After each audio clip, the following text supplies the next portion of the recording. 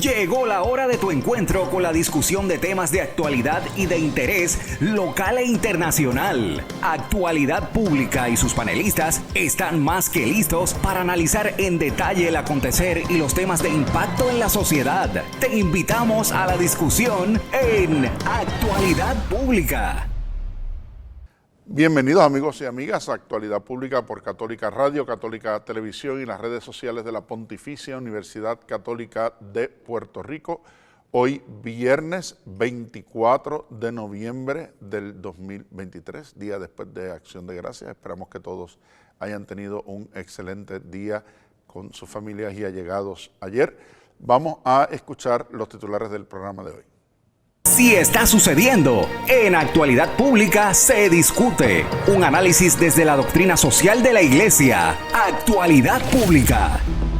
Hoy el panel de Actualidad Pública continúa la discusión sobre el informe de síntesis fruto de la 16ª Asamblea General Ordinaria del Sínodo de los Obispos. Tiene fecha del 28 de octubre y trae convergencias en los debates surgidos en el Sínodo sobre la sinodalidad, celebrado del 4 al 29 de octubre de 2023. Cuestiones que afrontar y propuestas. ¿Cuáles fueron? Ahora comienza Actualidad Pública. Tú necesitas saberlo y el doctor Jorge Iván Vélez Arocho, junto a su panel de expertos, te lo explican. Actualidad Pública.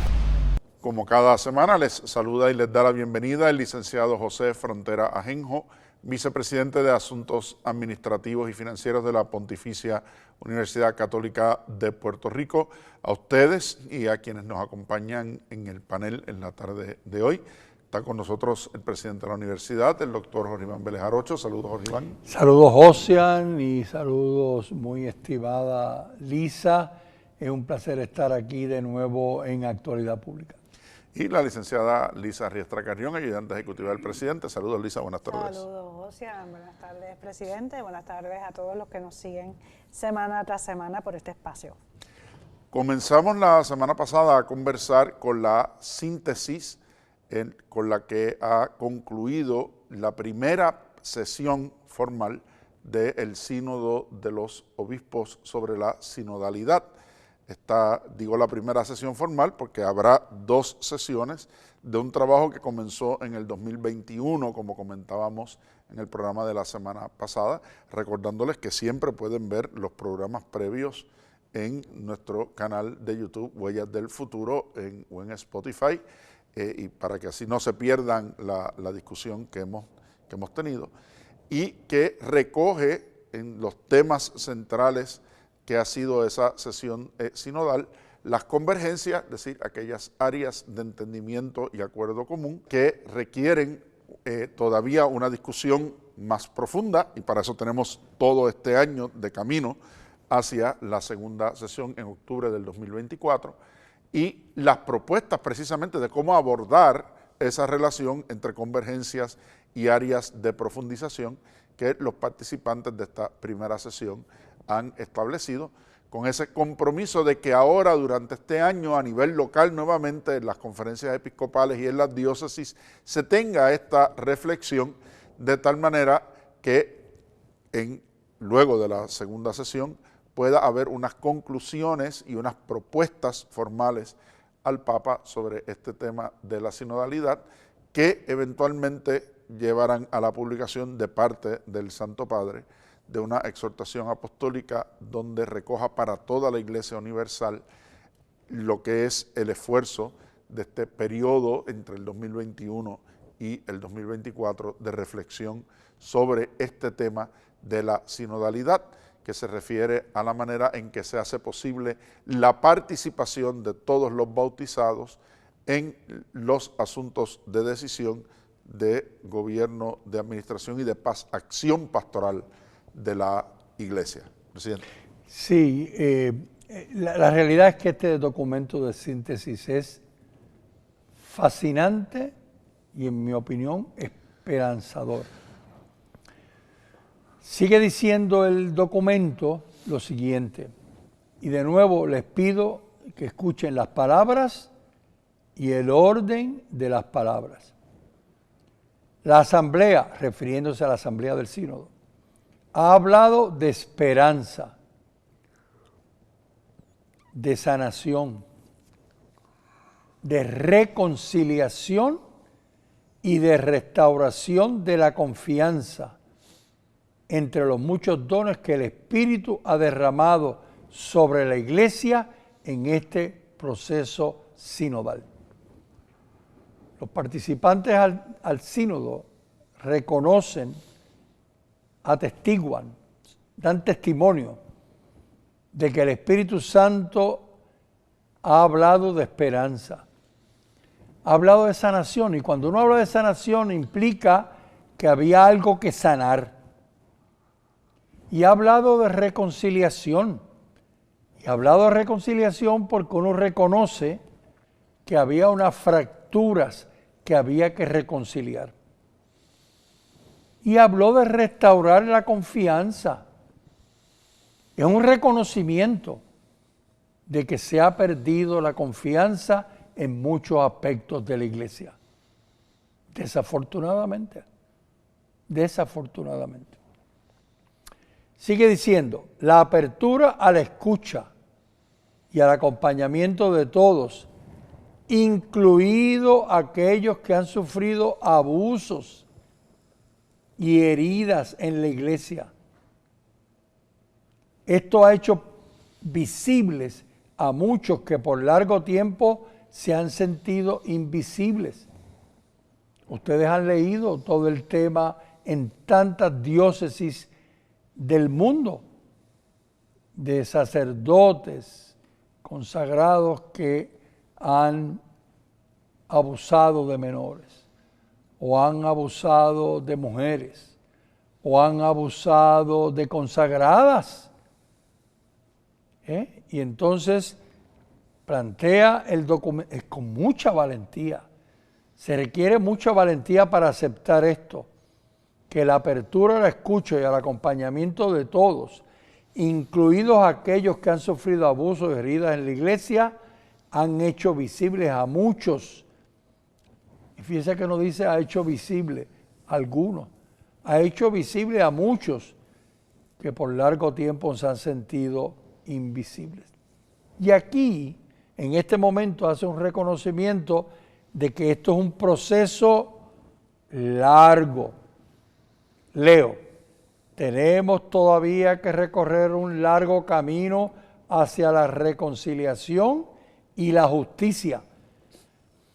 Fíjense estos dos principios que plantea aquí. La iglesia que necesita reconciliarse. La iglesia que necesita enfatizar en la reconciliación. Y la iglesia que necesita enfatizar en la justicia. ¿Y cómo enfrentamos la reconciliación y la justicia? Lo dice el documento. Exige afrontar las condiciones estructurales. Hay condiciones estructurales en nuestra iglesia, lo reconoce la síntesis, que deben afrontarse. Condiciones estructurales que han permitido, sigo leyendo, que han permitido tales abusos y realizar gestos concretos de penitencia. Y de nuevo, las palabras aquí son bien importantes. Porque fíjense que no dice y realizar gestos de penitencia. No. Gestos concretos de penitencia. Gestos que el pueblo, los bautizados, los afectados, claramente vean estos gestos de penitencia por parte de la iglesia. El punto 11, ¿verdad? Esa segunda parte de este informe sobre el sínodo, sobre la sinodalidad. Parte 2, todos discípulos y todos misioneros, pues atiende esta expectativa también que hubo en los medios de comunicación de si se iba a tocar el tema del celibato sacerdotal, si se mantenía y pues entre las cuestiones, ¿verdad?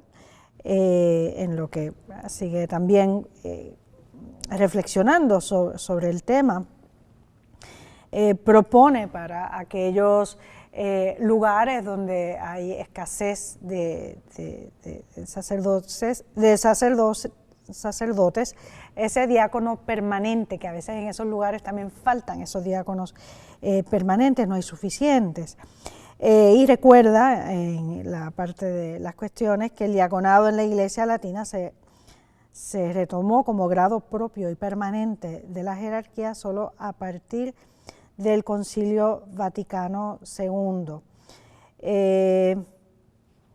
De nuevo, o sea, es un documento que manifiesta cómo el sínodo sobre la sinodalidad es un camino, no es algo que ya está hecho, es una llamada a seguir reflexionando, por eso es que tiene esta duración del 2021 hasta el 2024, y vuelven, ¿verdad?, esos participantes del sínodo a sus iglesias locales para traer estos puntos de reflexión, estas convergencias, estas propuestas, estas cuestiones, para entonces entre todos pensar los temas y volver de nuevo el año que viene, pues para ofrecer eso trabajado en sus niveles más locales. En esta parte sobre el sacerdocio, el diaconado, sí se plantea como una cuestión importante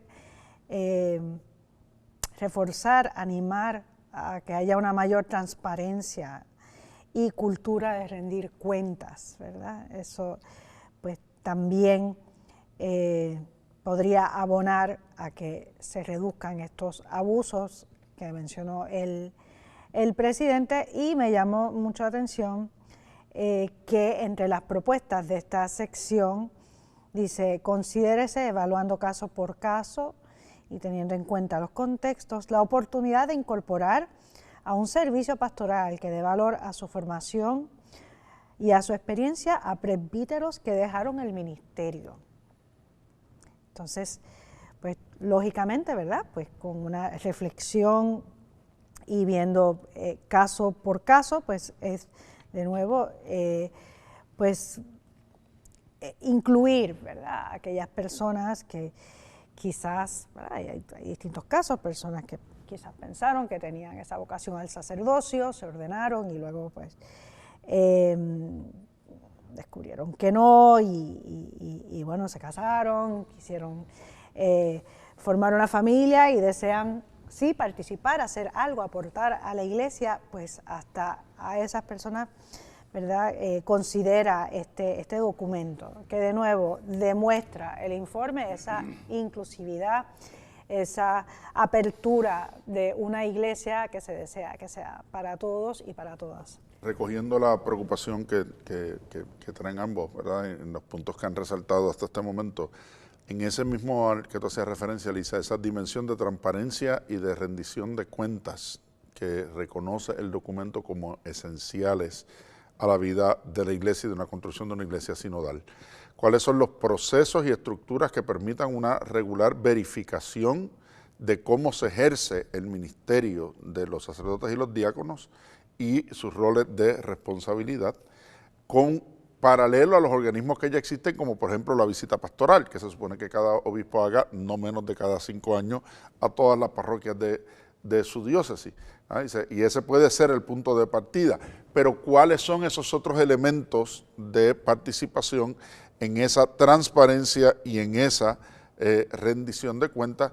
Y dice, claro, y eso hay que decidirlo localmente porque no se puede imponer el mismo contexto o la misma forma a todas las realidades de la iglesia. Volviendo a la primera parte del texto sobre la propia sinodalidad, yo creo que es también ese reconocimiento de las preocupaciones que surgieron al principio en torno al propio sínodo y a cómo se debía realizar esa sinodalidad, incluso ante el cuestionamiento de algunos que decían, bueno, que es que ahora el Papa quiere establecer un parlamento en la iglesia donde todo el mundo tenga participación, representatividad y se vote, y dónde queda entonces la función del propio Papa como cabeza de la Iglesia, ¿verdad? Y eso es parte de las cosas que aclara la propia síntesis desde el principio. Dice, sin desestimar el valor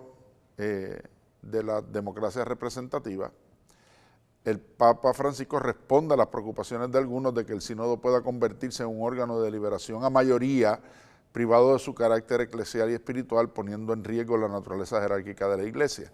Dice, no es de eso lo que se trata. Fíjense que el Papa no ha renunciado a que tenga él la última expresión al final de que el proceso concluya, ¿verdad? O sea, esa sigue siendo el elemento esencial. Aquí la pregunta es, ¿a quiénes escucha? ¿Verdad? Porque el sínodo surge en el concilio como se retoma, no es que surge en el concilio, se retoma el sínodo en el concilio como una manera del Papa ejercer su primado dentro de la experiencia de colegialidad con los obispos. Dice, así que tengo que escuchar a los obispos antes de decidir sobre temas que son importantes y que son los temas que cada 5 años se tratan en el sínodo. Pero el Papa dice, sí, pero no es solamente la colegialidad con los obispos, que hay muchas maneras de ejercerla, sino también la sinodalidad con toda la Iglesia, la participación de todos los bautizados en estos asuntos. Así que ahora amplío la base de a quienes escucho. No en un parlamento donde ellos vayan a tomar las decisiones por mayoría, sino desde un espacio de la participación de todos.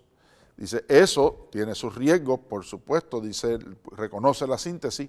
Algunos temen ser obligados a cambiar, otros, por el contrario, piensan que no va a cambiar nada y que habrá poca valentía para moverse al ritmo de la tradición viva, y por eso algunas perplejidades y oposiciones esconden también el miedo que tienen algunos de perder el poder o los privilegios que se derivan de ese poder, ¿verdad? Y todo el tema del clericalismo que se ha señalado en esa idea como una idea errónea de que los que ejercen el ministerio sacerdotal, y de ahí esa expresión de clericalismo, son los únicos que saben, o son los únicos que pueden decidir, o son los únicos que pueden tomar decisiones, o todo lo que nosotros hagamos depende de lo que ellos nos digan que hagamos, y nuestro campo de acción como laicos está limitado única y exclusivamente a eso que ellos piensan que nosotros sí podemos o no podemos hacer.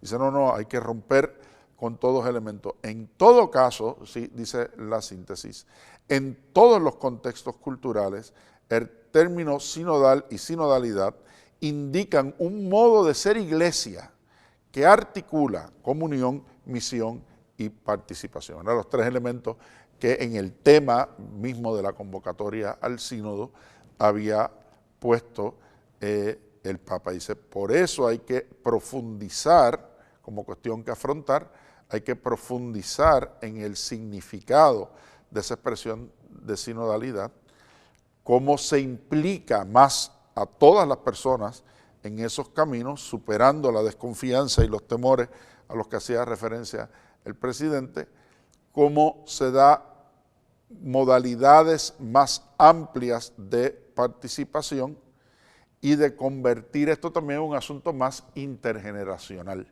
que no solamente piensa que se puede escuchar a unos por su experiencia o por su formación, sino también que hay que escuchar a los que están más abajo en edad o en esas capacidades para entender también sus necesidades y poder dar respuesta adecuada a todos esos procesos, y cómo entonces eso se materializaría desde la perspectiva canónica, porque como tú decías, ¿verdad?, esa revisión canónica, después de todo, la estructura jurídica de la Iglesia es la que establece cómo se dan esos niveles de participación, así que habría que pasar a una revisión del Código de Derecho Canónico para reflejar todas esas realidades.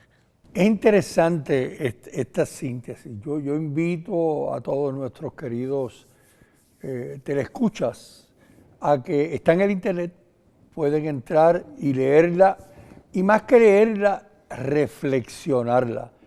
De hecho, yo hasta cierto punto he estado haciendo una lectura orante de la síntesis, porque no solamente es lo que dice, es también qué me dice a mí esta síntesis, qué me dice.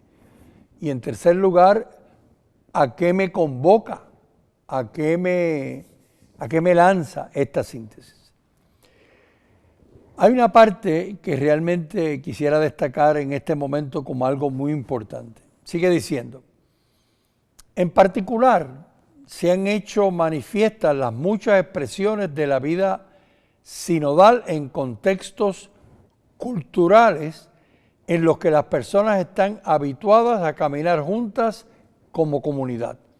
Este tema de caminar juntos como comunidad no es nuevo. Hay muchos contextos culturales en los cuales esto en nuestra iglesia ya está presente. Pero en esta línea, y aquí viene realmente lo que quiero destacar, en esta línea se puede afirmar que la práctica sinodal, esto que el Papa Francisco ha lanzado y se ha comprometido él personalmente, se puede afirmar que la práctica sinodal forma parte de la respuesta profética de la iglesia. Fíjese cómo lo plantea. En este momento, en esta coyuntura en el mundo, esto que ha planteado el Papa Francisco con tanto entusiasmo, con tanto compromiso personal, aguantando los golpes de un lado y de otro, dice la síntesis, los que participaron del sínodo, que es una respuesta profética de la iglesia.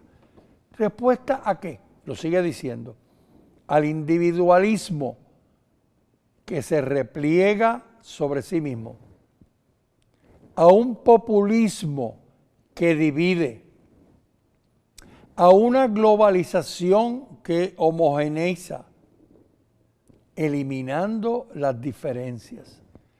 Así que este mundo nuestro, aquí me detengo para comentar, este mundo nuestro, que lo podríamos nosotros clasificar como un mundo individualista, autorreferencial, un mundo en el cual el populismo parece que está dirigiendo las realidades políticas y sociales en tantos lugares.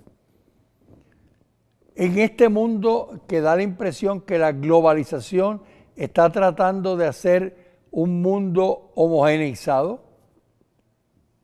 De momento la Iglesia Católica propone el camino sinodal como la respuesta a este mundo. Entonces sigue diciendo la síntesis, no resuelve estos problemas.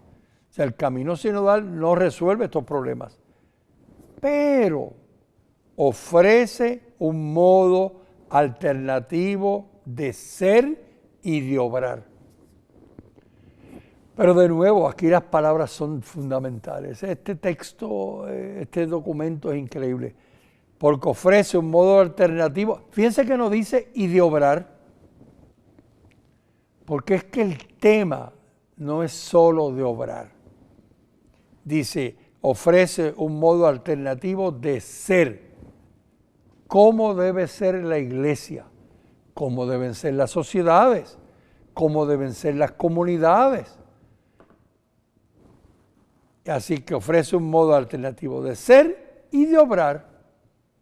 Pero primero hay que ser. Y después obramos conforme a lo que somos. Y este modo alternativo de ser y de esperanza, de ser y de obrar, está lleno de esperanza. ¿Y cuál es la característica de ese modo de ser y obrar? Lo dice la síntesis, lo continúa diciendo, que integra la pluralidad de perspectivas para ser ulteriormente explorado e iluminado. Así que nos dice, la idea es poder integrar la pluralidad de perspectivas, las diferentes maneras de ser y de obrar presentes en el mundo. Que como dice la síntesis, habrá que ser explorado e iluminado. ¿Iluminado por quién? Iluminado por la palabra, por supuesto. Ulteriormente explorado e iluminado de cara al futuro. Sí, termina este documento con esa tercera parte que se llama Tejer lazos, construir comunidad. Y nos anima a todos a formarnos, ¿verdad? A todos en la iglesia. Hablan de ese acercamiento sinodal a la formación. para mí es también como un recordar uno de los escritos del Concilio Vaticano II que se dedicaba a la actuación de los laicos, la Apostolicam Actuositatem, que decía sobre cómo los laicos estamos llamados a santificar las realidades terrenas, ¿verdad? No somos una negación de algo, los que no somos sacerdotes, los que no somos obispos, los que no somos consagrados religiosos, sino que somos miembros de la Iglesia, fieles de la Iglesia, llamados a santificar las realidades terrenas. Y habla ese documento del Concilio Vaticano II sobre lo poderosos que podemos ser los laicos para hacer del mundo uno mejor, ¿verdad? Y uno pues más digno y más cristianos solo si estamos formados. Y a eso dedica también pues este informe, esta parte, ¿verdad? Esta última parte, ¿verdad? Entre las convergencias habla de esa preocupación por la propia formación, ¿verdad? Profundizar el tema de la educación afectiva y sexual para acompañar a los jóvenes es de suma importancia, sobre todo también a aquellas personas que se sientan llamadas al celibato, ¿verdad? El problema del que nos hablaba el presidente al principio de esta segunda media hora. O sea, es importante desarrollar ese germen también que nos dejó el Concilio Vaticano II. Habla de ese diálogo entre las ciencias humanas, la psicología, la teología, y cómo, ¿verdad?, hay que valorar también esa aportación femenina y de las familias hasta en la formación de los ministros ordenados, que de nuevo es un recuerdo de lo que nos dijo el Papa en la Alegría del Amor, Amoris Laetitia. Tenemos que ir a la pausa, pero enseguida regresamos con esta discusión de la síntesis de la primera sesión del Sínodo sobre la sinodalidad. Esto es Actualidad Pública, enseguida estamos con ustedes. Crisis energética, políticas públicas, manejo de la deuda del país, asuntos de la iglesia, violencia, en fin, asuntos de importancia que impactan la sociedad. Por eso es Actualidad Pública. Regresamos, amigos y amigos, a Actualidad Pública, hoy viernes 24 de noviembre del 2023, ya habiendo pasado Acción de Gracias y nos encontramos ya próximos a concluir este mes. Este próximo domingo ya es la solemnidad de Cristo Rey, última fiesta en el calendario de la Iglesia para dar paso al nuevo tiempo litúrgico del Adviento, y ya de ahí a la Navidad pues estamos a un mes, estamos justo a un mes de Nochebuena. El tiempo pasa, y conscientes de que el tiempo pasa es una de las cosas que nos han dicho los que estuvieron participando en el sínodo. Dice, la vida de la iglesia es una vida que se da en un caminar continuo, y por lo tanto la tradición de la iglesia es también una tradición viva. Y yo creo que es uno de los puntos esenciales de lo que se ha transmitido con el sínodo, ¿no? Cuánta gente habla y dice, no, que esto es una renuncia y un cambio a la tradición. Bueno, es que la tradición no es un momento en el tiempo.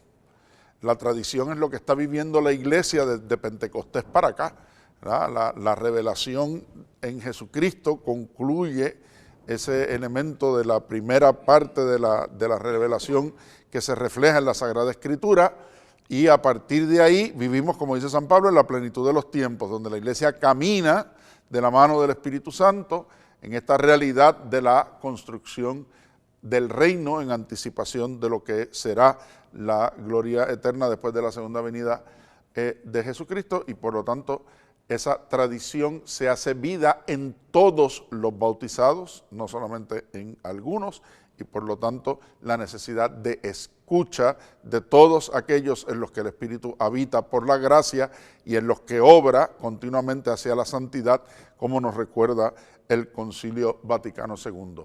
¿Desde qué? Pues como decía Lisa con esa cita a Nostra Aetate, a nuestro tiempo, que es lo que quiere decir esa expresión, como dice el número 5 de la síntesis, reconociendo que los cristianos vivimos en culturas específicas, y a cada una de esas culturas hay que llevarles a Cristo en la palabra y en la Eucaristía, comprometidos al servicio de la caridad, y de esa manera acogemos con humildad y alegría el misterio de Cristo que ya nos espera en cada lugar y en cada tiempo.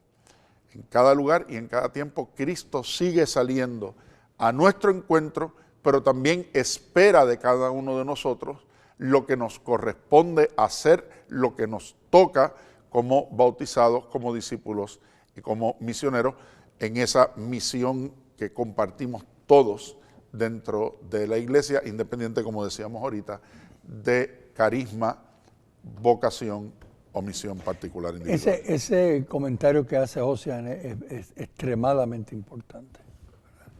En el sentido que la tradición es una tradición viva. El Santo Padre, hace poco tiempo, hablando a los teólogos, les decía la importancia de que el acercamiento teológico de los teólogos reconozca esa tradición viva de la iglesia. Yo recordaba cuando escuchaba al Santo Padre hablar a los teólogos, cuando, ustedes saben que San Francisco de Asís funda, ¿verdad?, los franciscanos y sus distintas perspectivas, y más adelante fue refundado. O sea, hubo el momento en el cual los franciscanos se dieron cuenta que había que volver a mirar lo que San Francisco había hecho.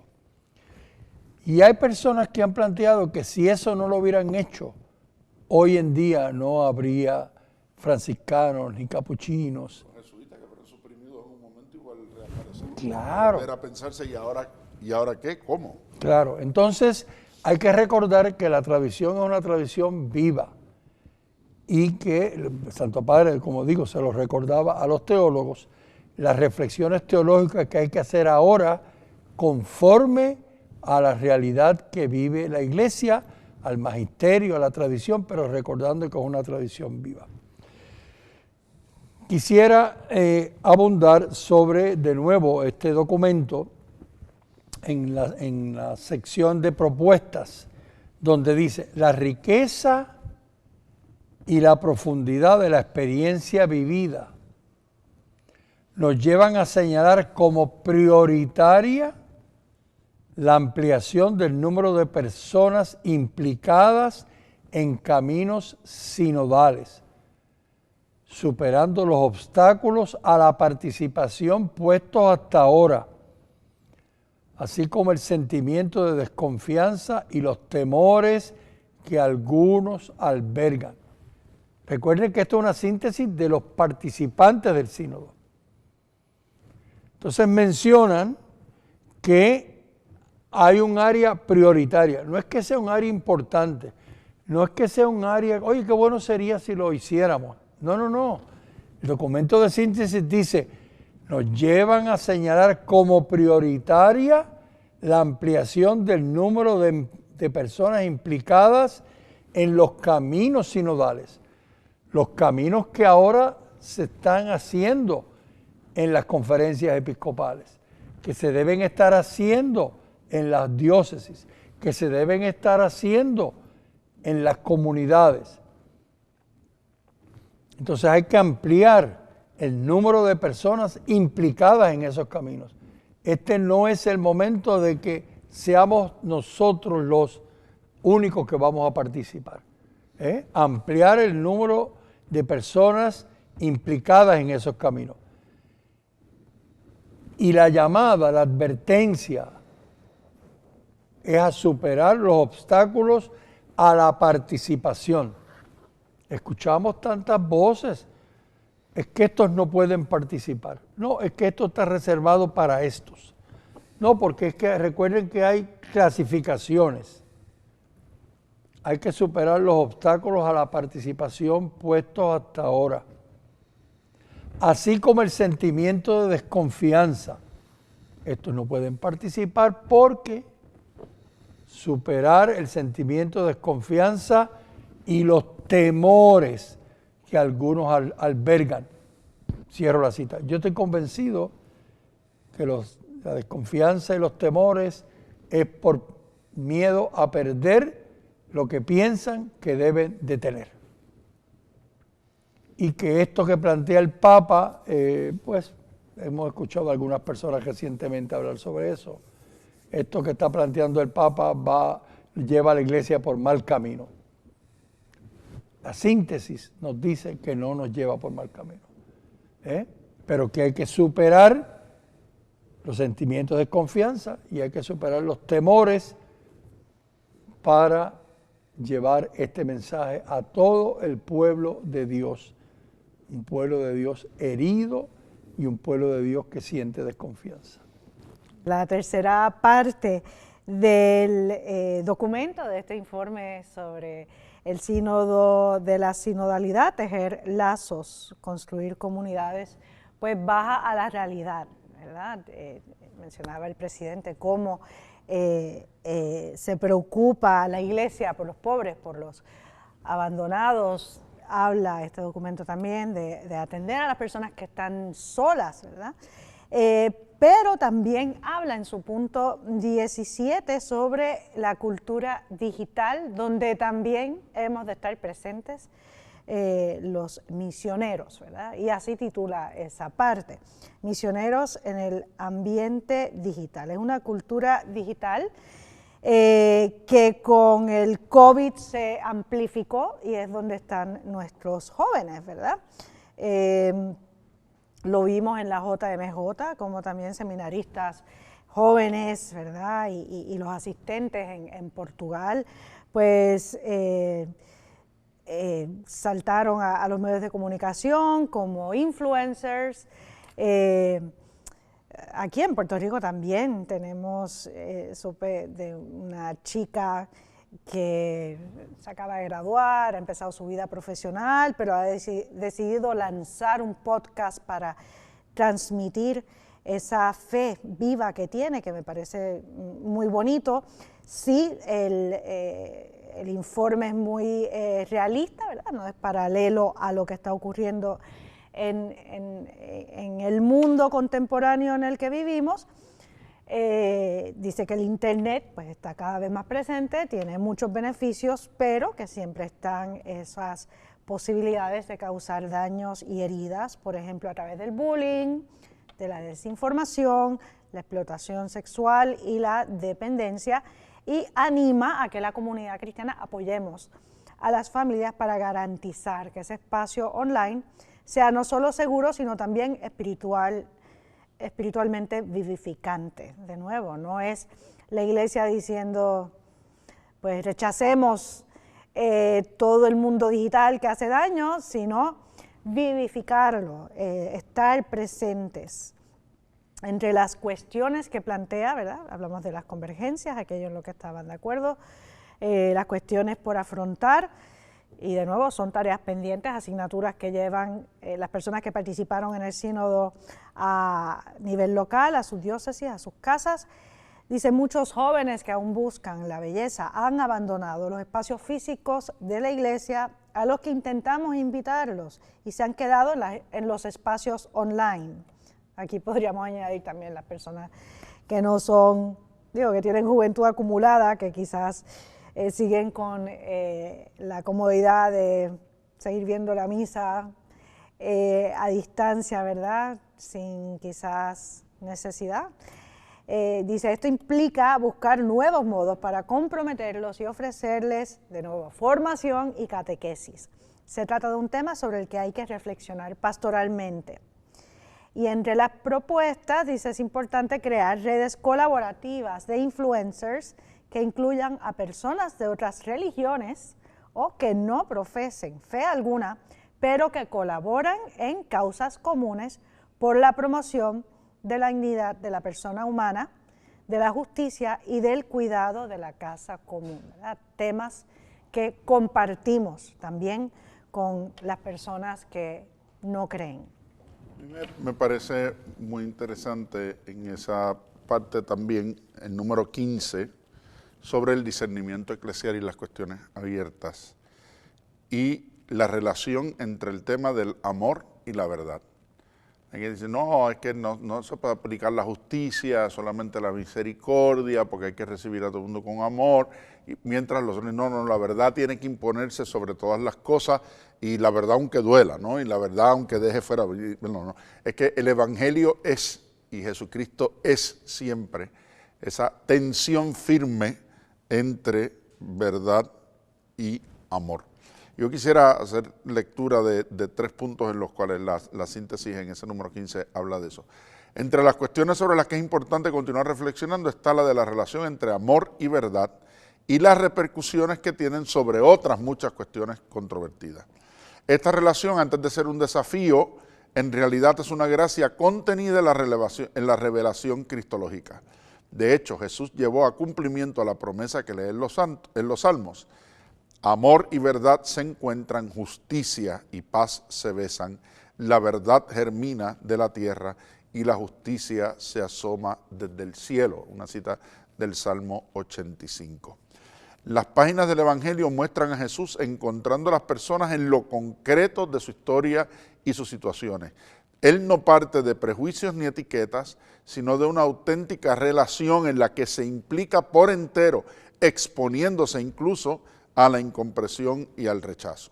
Jesús escucha siempre el grito de auxilio de quien tiene necesidad, incluso aunque no lo exprese.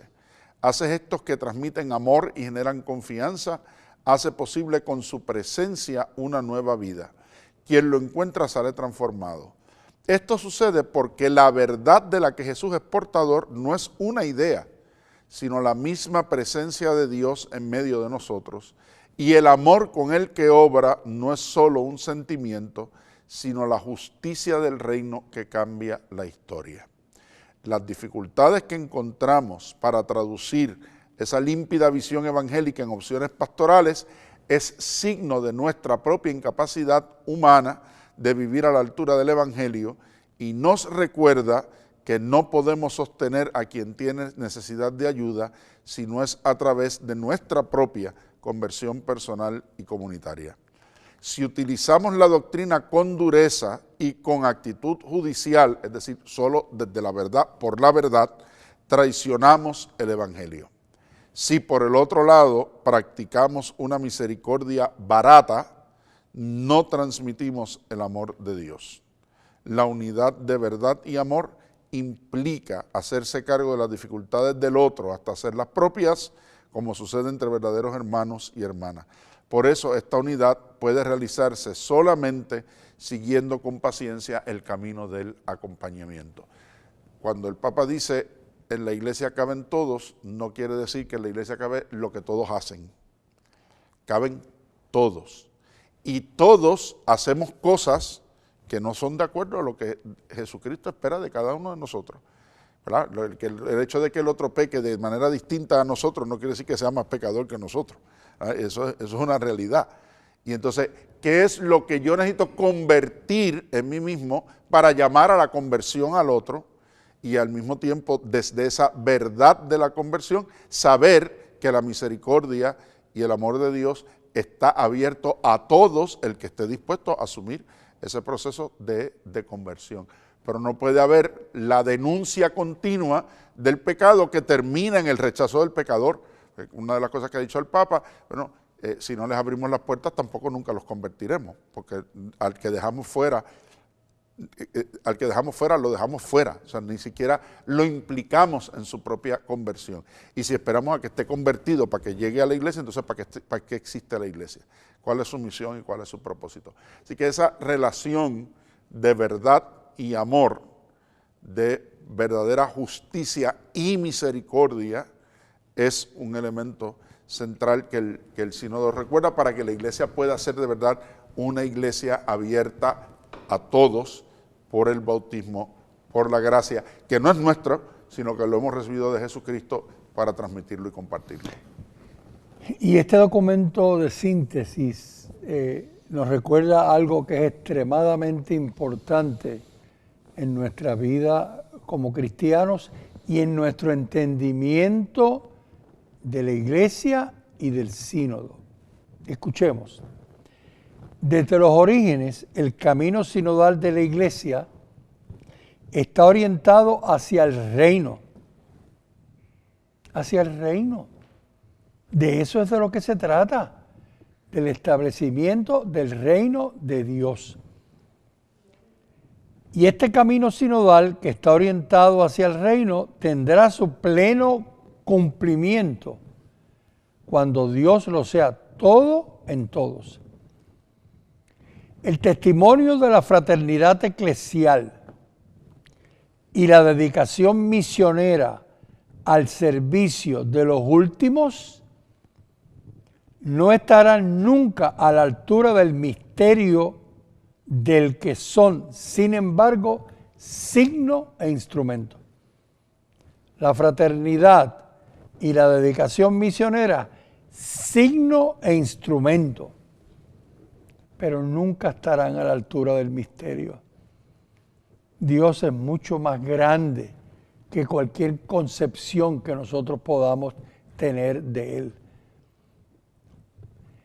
Y por eso tenemos que tener mucho cuidado nosotros los cristianos de cuando hacemos expresiones sobre el misterio, que a veces lo tratamos de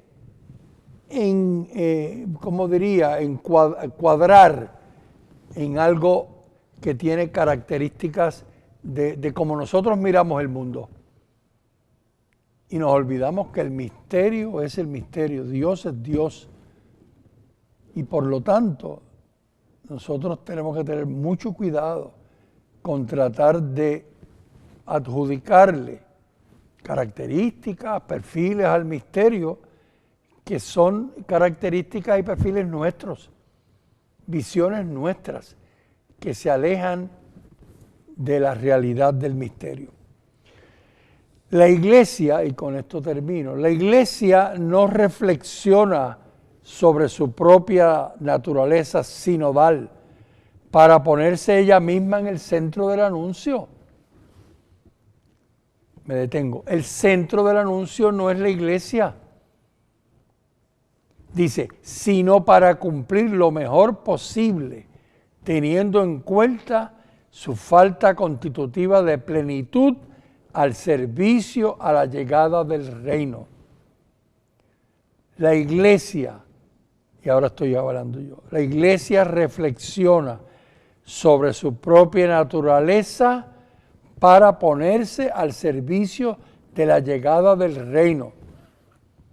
Y por eso continuamente tenemos que estar mirando nuestras acciones y ver si lo hacemos, este acercamiento sinodal, para poner la Iglesia en el centro del anuncio, en vez de poner el servicio a la llegada del reino en el centro.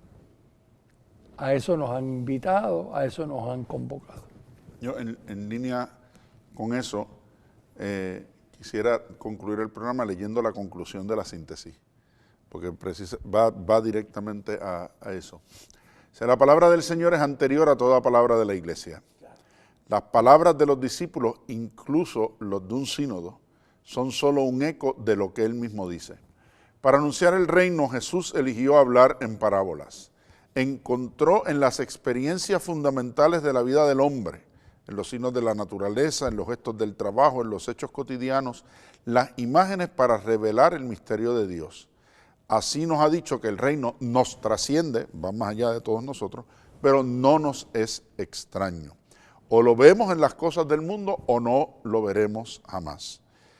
En una semilla que cae en la tierra, Jesús vio representado su destino. Aparentemente, una nada destinada a marchitarse y sin embargo habitada por un dinamismo de vida imparable, imprevisible, pascual.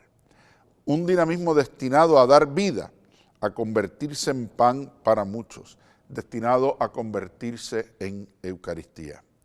Hoy, en una cultura de la lucha por la supremacía y de la obsesión por la visibilidad, la Iglesia está llamada a repetir las palabras de Jesús y hacerlas revivir en toda su fuerza. ¿Con qué podemos comparar el reino o con qué parábola podemos describirlo? Pregunta que se hace Jesús en el Evangelio de Marcos. Y esta pregunta ilumina el trabajo que ahora nos espera. No se trata de dispensarse sobre muchos frentes, siguiendo una lógica de la eficiencia y lo procesal. Se trata más bien de tomar entre las muchas palabras y propuestas de esta relación aquello que se presenta como una pequeña semilla, cargada sin embargo de fruto, e imaginar cómo echarlo a la tierra que lo hará madurar para la vida de muchos. ¿Cómo sucederá esto?, se preguntó María de Nazaret, después de haber escuchado la palabra. La respuesta es una sola: quedarse a la sombra del Espíritu y dejarse envolver por su potencia. Al volver la mirada al tiempo que nos separa de la segunda sesión, terminan diciendo los que han participado en la primera, agradecemos al Señor por el camino recorrido hasta ahora y por las gracias con las que lo ha bendecido. Confiamos la fase sucesiva a la intercesión de la Beata Virgen María, signo de segura esperanza y de consuelo en el camino del pueblo fiel de Dios, y de los santos apóstoles Simón y Judas, de los cuales hoy celebramos su fiesta, cuando se firmó el documento el 28 de octubre, y termina con esa expresión ad sumus sancte Spiritu, ven Santo Espíritu sobre nosotros y sobre la Iglesia. Y de eso precisamente se trata, de ahora, con el fruto de toda esta síntesis, regresar al origen, a escuchar a las comunidades, a ver esa construcción de esa semilla con la que habría el programa pasado el presidente comparando lo que nos dice el Concilio sobre la Iglesia, para que sembrada pueda germinar y dar nuevos frutos desde esta perspectiva de sinodalidad. Yo creo que en ese sentido podemos celebrar también de una manera diferente este domingo la fiesta de Cristo Rey, porque después de todo se trata de la construcción de su reino, un reino que viene para hacerse realidad entre nosotros, entre los que tienen hambre, los que tienen sed, los que viven la injusticia, los que están presos, los marginados, los que son migrantes y nadie los recibe, los que viven al margen y, como diría el Papa, en la periferia de cada uno de nuestros caminos, como nos lo recordará el Evangelio de este próximo domingo. Con eso en mente, quedamos en encontrarnos con ustedes la próxima semana, cuando nos volvamos a ver y escuchar por aquí, por Actualidad Pública. Hasta entonces. Esto es Actualidad Pública, una producción de la Pontificia Universidad Católica de Puerto Rico.